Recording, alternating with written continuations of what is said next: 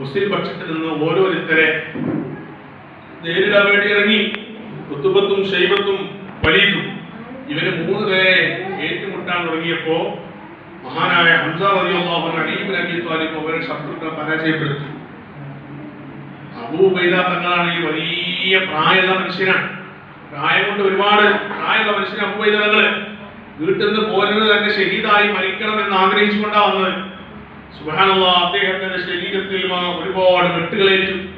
ശരീരത്തിൽ മാസകലം വെട്ടുകളേറ്റ് ശത്രുവിനോട് ഇങ്ങനെ പോരടിച്ചുകൊണ്ടിരിക്കുകയാണ്.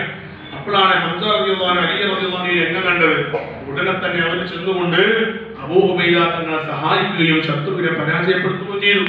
അങ്ങനെ യുദ്ധക്കളത്തിൽ നിന്ന് അബൂ ഉബൈദ തങ്ങളെ 2 കൈകളും ഹംസ റളിയല്ലാഹു അൻഹുവിനെയും അലി റളിയല്ലാഹു അൻഹുവിനെയും ഓരോ തോളിൽ വെച്ച് നടുവിൽ അബൂ ഉബൈദ തങ്ങളെ എടുത്തുകൊണ്ട് ഇലാ ഹദ്റത്ത് റസൂലുള്ളാഹി സ്വല്ലല്ലാഹു അലൈഹി വസല്ലം ഹബീബായ മുത്തനബിയുടെ മുന്നിലേക്ക് കൊണ്ടുവന്നു.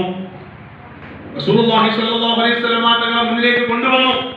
അവിടെ കിടത്തിക്കൊണ്ട് മഹാനായ അബൂ ഉബൈദ തങ്ങളെ ഇങ്ങനെ കിടത്തി. അബൂ ഉബൈദ തങ്ങൾ ഇങ്ങനെ കരയാണ്. ആ കരയുമ്പോൾ ഹബീബായ മുത്തനബി തങ്ങൾ ചോദിച്ചു, എന്തേ അബൂ ഉബൈദ തങ്ങൾ കരയുന്നത്? നിങ്ങൾ എന്തിനാണ് ഇങ്ങനെ കരയുന്നത്? ശരീരത്തിലേറ്റ വെട്ടുകൾ നിങ്ങൾ വേദനിപ്പിക്കുന്നുണ്ടോ? മഹാനായ അബൂ ഉബൈദ തങ്ങൾ പറയാണ്, വെഞ്ചക്കളം വിട്ട് സ്വഹാബത്തും ഇവിടെ തമ്പടിച്ച് നിൽക്കുന്നുണ്ട്. അപ്പൊ അബൂ സുഫിയാൻ എന്ത് ചെയ്തു? ആള് ഭയങ്കര തന്ത്രശാലിയാണ്. അബൂ സുഫിയാൻ എന്ത് ചെയ്ത്? അദ്ദേഹം ലംറത്തിനെ കൊണ്ടെന്ത് ചെയ്തു? അദ്ദേഹത്തിന് ലംറയെ ഷർട്ടും കുപ്പായൊക്കെ കീറി ഒട്ടകത്തിന്റെ മൂക്കൊക്കെ ചെത്തി വികൃതമാക്കി രക്തം ഒലിപ്പിച്ച് ശരീരത്തിൽ പരിക്കേൽപ്പിച്ചുകൊണ്ട് നേരെ മക്കയിലേക്ക് ഒരു ആംബുലൻസിന്റെ വേഗതയിൽ പറഞ്ഞയച്ചു. പരിക്ക് പറ്റിയിട്ട് ഇങ്ങനെ ചെന്നിട്ട് പറഞ്ഞത്, മുഹമ്മദ് കൂട്ടർ ഞങ്ങളെ വഴിയിൽ വെച്ച് ആക്രമിച്ചിട്ടുണ്ട്. നമ്മുടെ സംഘത്തെ നമ്മുടെ കയ്യിലുള്ള പോലെ പിടിച്ചു വലിച്ചിട്ടുണ്ട്. അതുകൊണ്ട് പരിക്ക് പറ്റിയിട്ടാണ് ഞാൻ വരുന്നത്. അബൂജഹലിനോട് പറയേണ്ട താമസം. അബൂജഹൽ എന്ത് ചെയ്ത്? ഈ രംഗം കണ്ടപ്പോ ആളുകളെയൊക്കെ തട്ടിക്കൂട്ടി 1000ഓളം പടയാളികളുമായി ബദറിലേക്ക് പുറപ്പെട്ടു.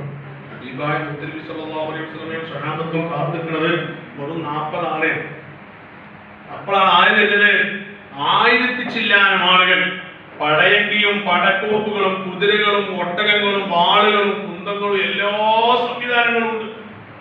സുബ്ഹാനല്ലാഹ്, അവര് വന്ന് തമ്പടിക്കുമ്പോഴാണ് റസൂലുള്ളാഹി സ്വല്ലല്ലാഹു അലൈഹി വസല്ലം തങ്ങളും തന്നെ ഈ വരുന്ന സംഘത്തെ കുറിച്ച് വിവരം കിട്ടിയപ്പോൾ അവരെത്രത്തോളം ഉണ്ട് എന്ന് അന്വേഷിക്കാൻ വേണ്ടി ആളെ വിട്ടപ്പോഴാണ് ഇങ്ങനെ പോയത്. വിവരം അറിഞ്ഞത് ഒരു സംഘം ഇവിടെ വന്ന്